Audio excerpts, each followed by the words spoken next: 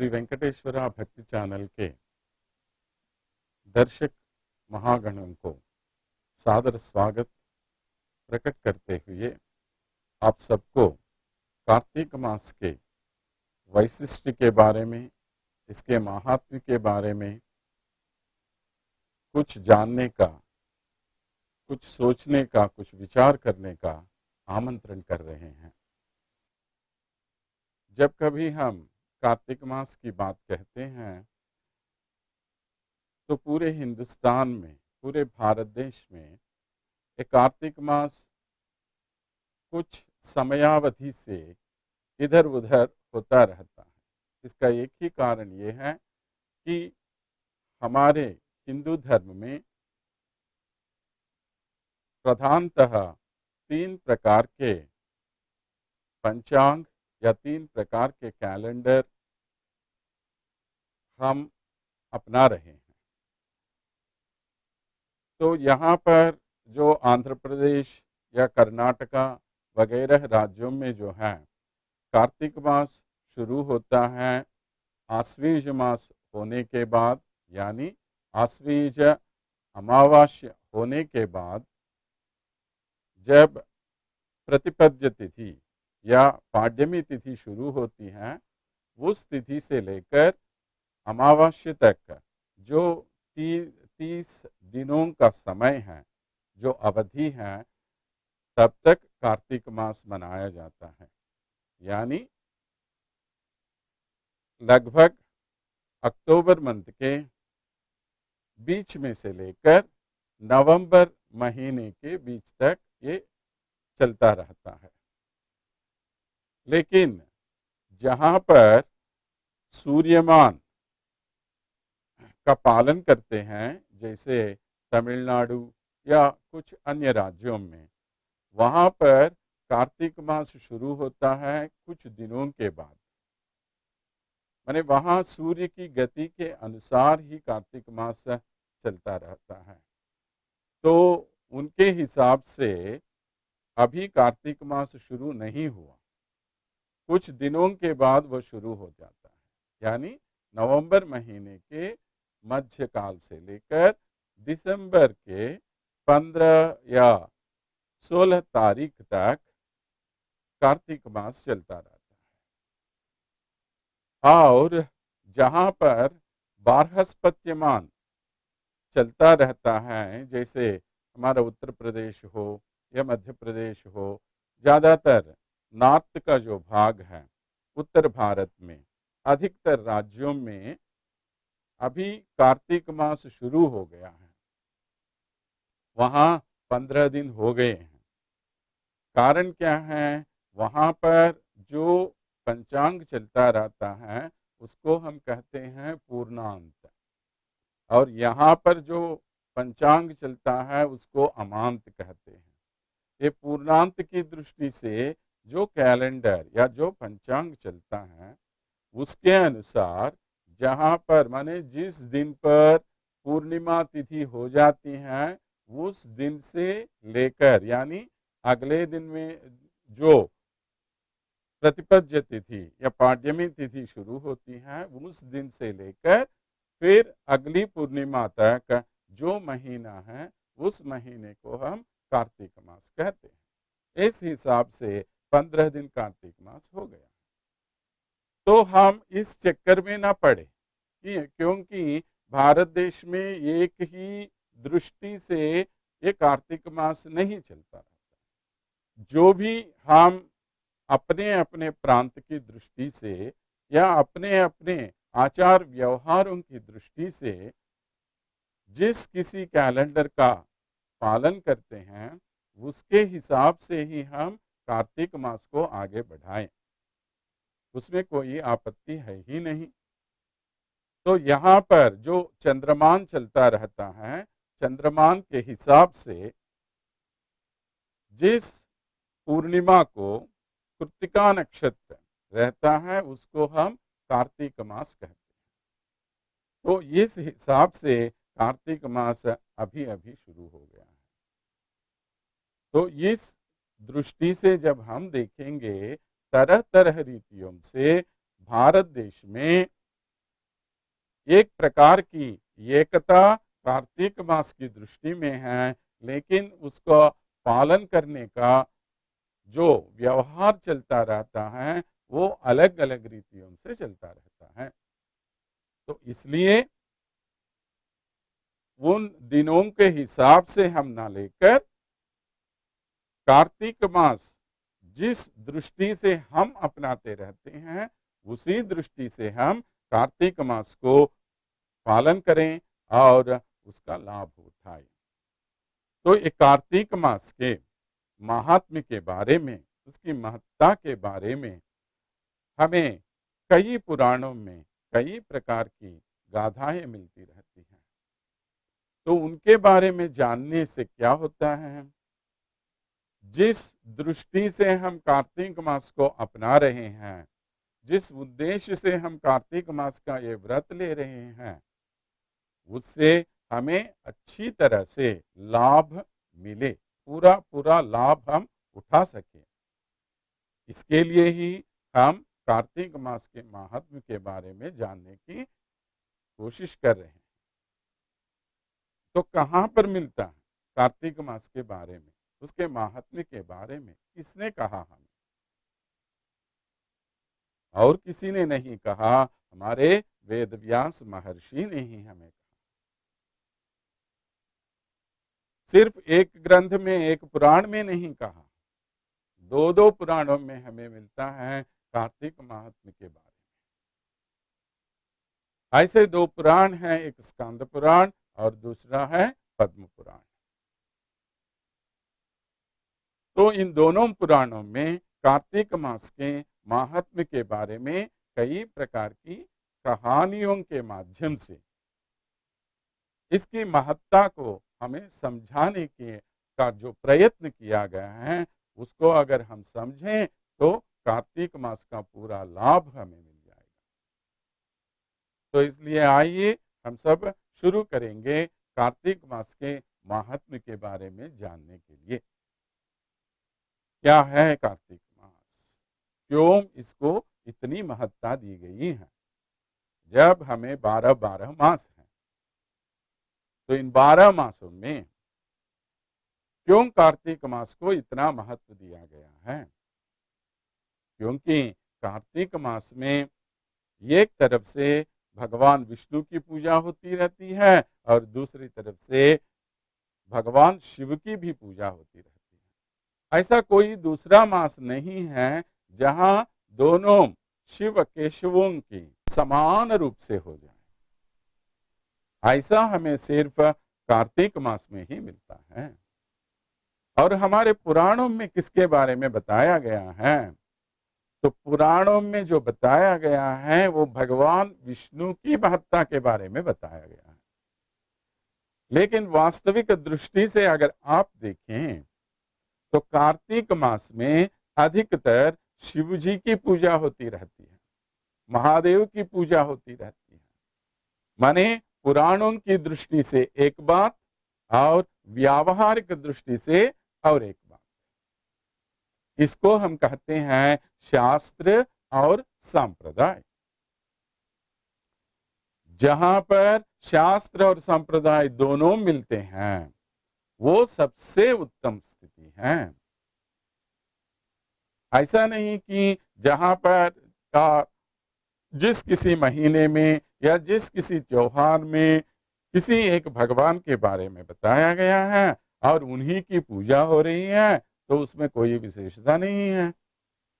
लेकिन वहां बताया गया विषय एक है और यहाँ आचरण में जो चल रहा है वो अलग है।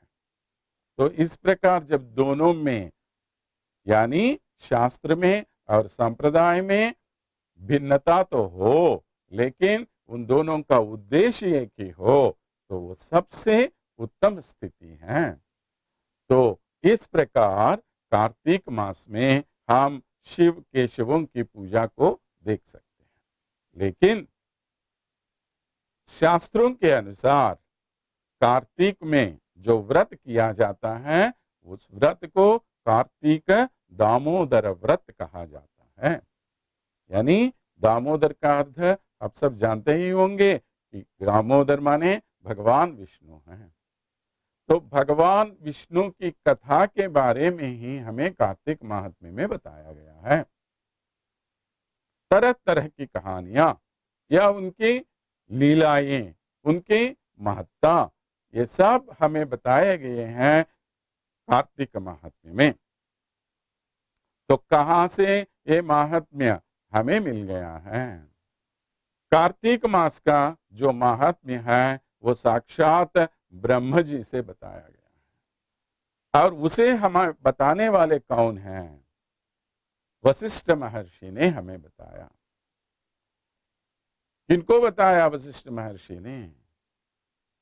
जनक महर्षि को।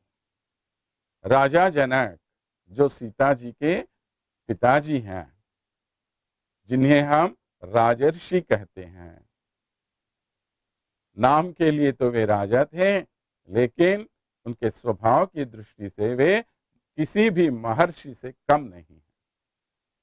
इसके लिए हम जनक जी को राजर्षि कहते हैं।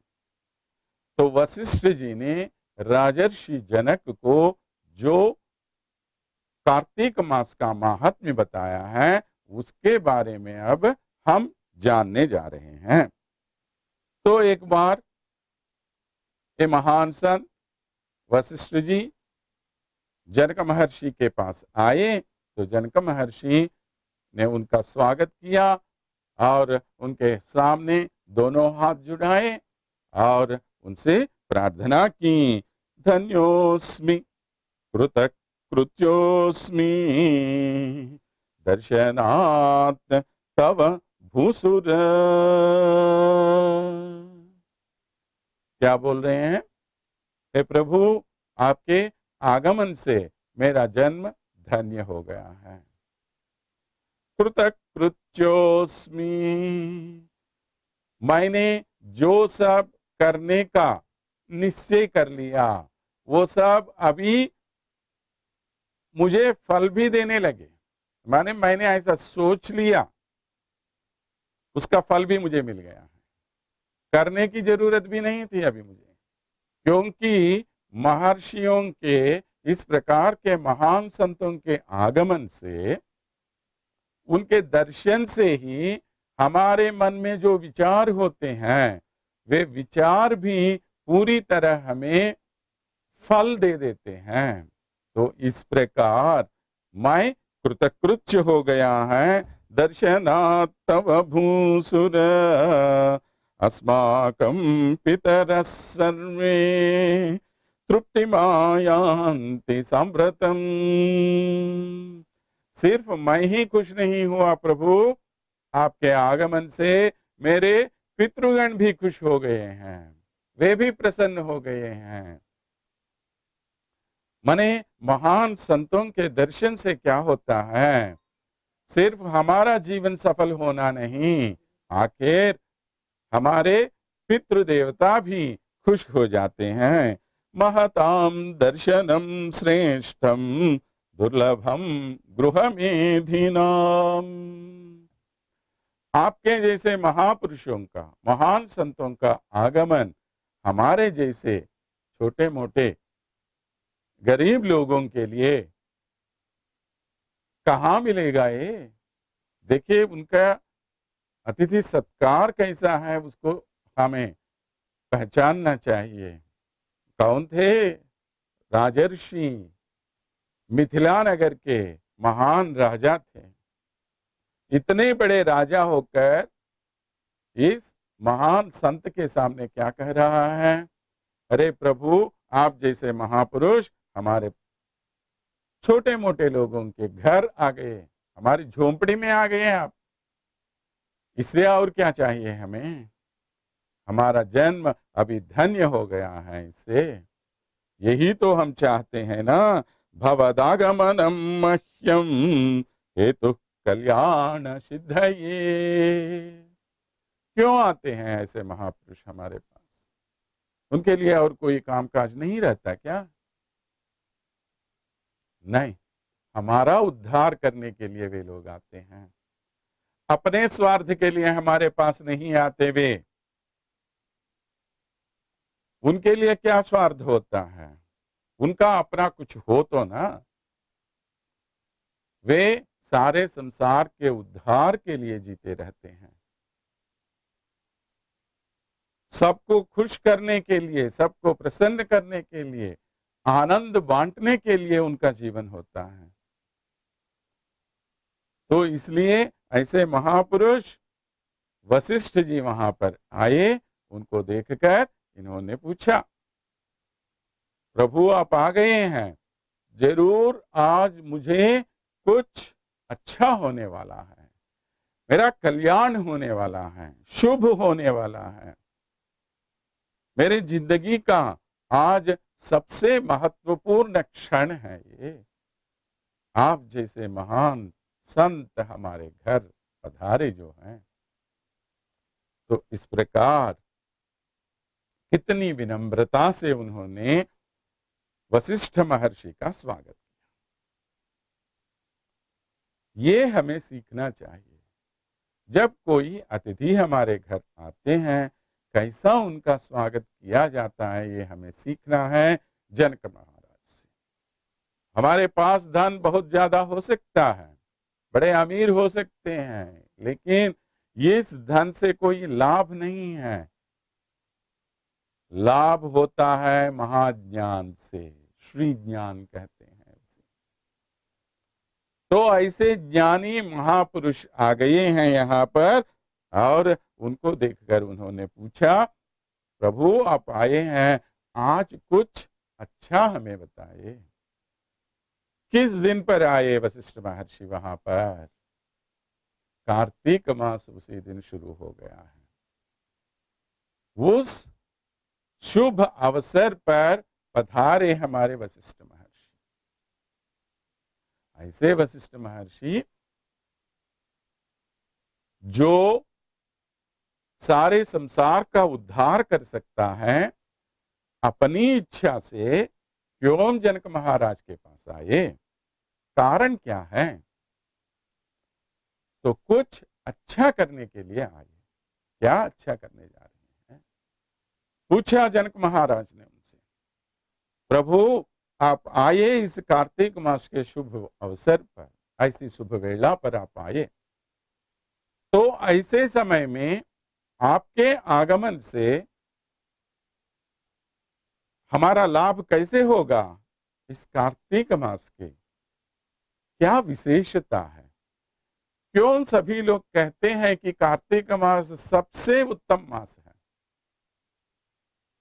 ऐसा कौन सा गुण है कार्तिक मास में जिसके कारण लोग कह रहे हैं कि कार्तिक मास सबसे उत्तमोत्तम मास है?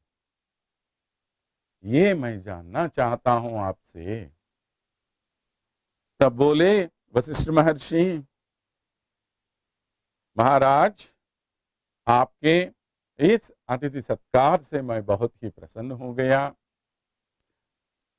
इससे भी अच्छी बात यह है, उत्तमोत्तम बात जो विषय जो आपने मुझसे पूछा वो ये है कि कार्तिक मास का महत्व क्या है, उसके बारे में जानने की इच्छा आपके मन में क्यों हुई? ये सिर्फ इस जन्म का पुण्य नहीं, कई जन्मों से तुमने इतने पुण्य काम किए हैं, जिन कामों की वजह से, जिनके कारण से आज तुम्हारे मन में ये इच्छा पैदा हो गई कि कार्तिक मास के महात्म्य के बारे में मैं जानना चाहता हूं। बहुत ही उत्तम बात, बहुत ही उत्तम। मैं बहुत प्रसन्न हो गया तुम्हारे प्रश्न से। ऐसा तो उन्होंने शुरू किया है कार्तिक मास के बारे में हमें बताने के लिए।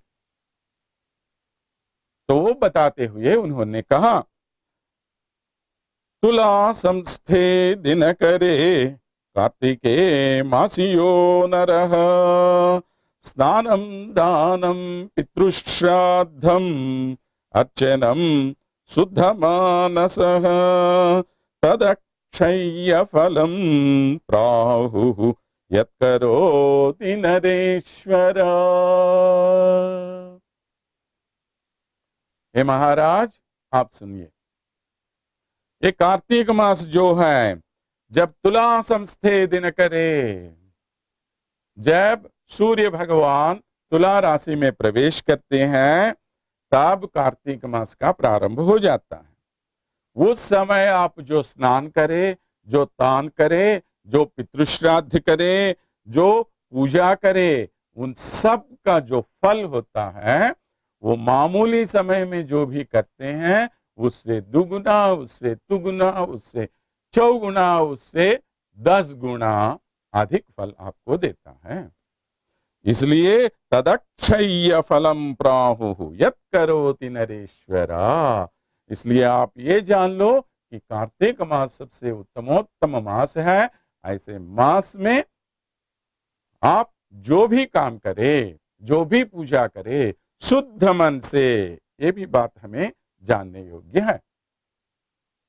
सिर्फ नाम के लिए काम मत करो, अच्छे मन से, पूरे मन से काम करो, तो भगवान आप पर अवश्य प्रसन्न होंगे। ये है कार्तिक मास की विशेषता। उसके बारे में आगे हम और भी आपको बताने जा रहे हैं।